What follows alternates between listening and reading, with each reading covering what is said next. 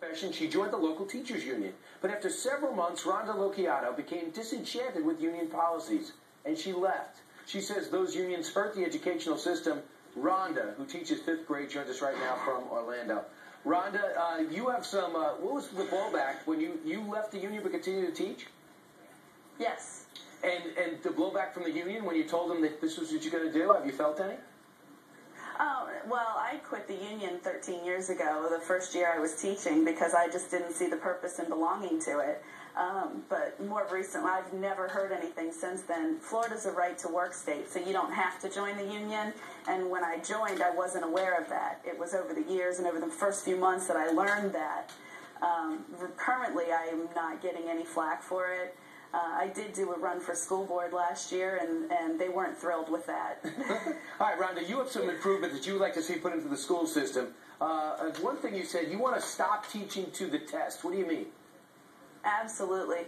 Well, the districts, all the local districts, and I think this is a nationwide problem, your districts preach to you to cover the standards, and if you don't get to everything, don't worry about it, because you need to cover this because it's on the test. It's a common quote that we're told, and to me that's not teaching. Never comfortable with it. You say, but you're into performance and you're into evaluation. Performance pay. Absolutely. So if you're a great teacher, you want to get paid a little bit more. You believe that competition creates innovation.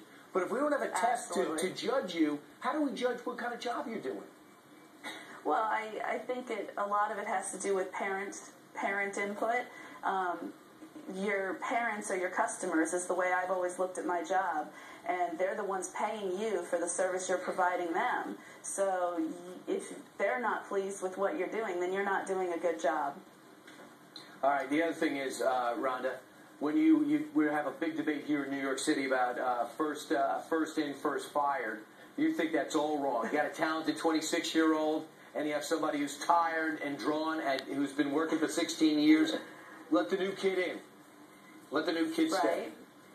And that's not to say that all new teachers are always great and all older teachers are always bad, but generally speaking, newer teachers usually have that passion, that energy, that fire and excitement. And, with the tenure in place and as the years go by, you tend to get a little more comfortable in your shoes and slack off a little bit. Right. And in the big picture, what you don't have with the teachers union is protection. And you don't have... Right. So how do you deal with the insurance aspect of this? How do you deal with protection for your job? Because you don't have it because you chose to opt out.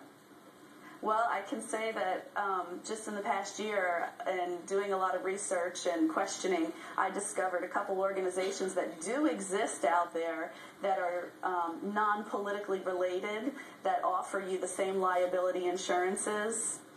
And I ended up actually, to make a point more so, joined one of those in the past year. And you write this mini blog and you get all this publicity. Rhonda, are you surprised? I'm very surprised. I wasn't expecting it at all. And real quick, how do we get your blog? How do we keep up to date? Well, I wrote a blog piece that's on studentsfirst.org. Michelle reposted it on her site. And I have a Facebook fan page. If anybody's passionate about the issue and wants to join along with me, come find me on Facebook. Sounds good. Hey, Rhonda Lochiatto, thanks for responding to our call. We appreciate it. Thank you very much. And Michelle Rhee was on yesterday. Meanwhile, coming up straight today, more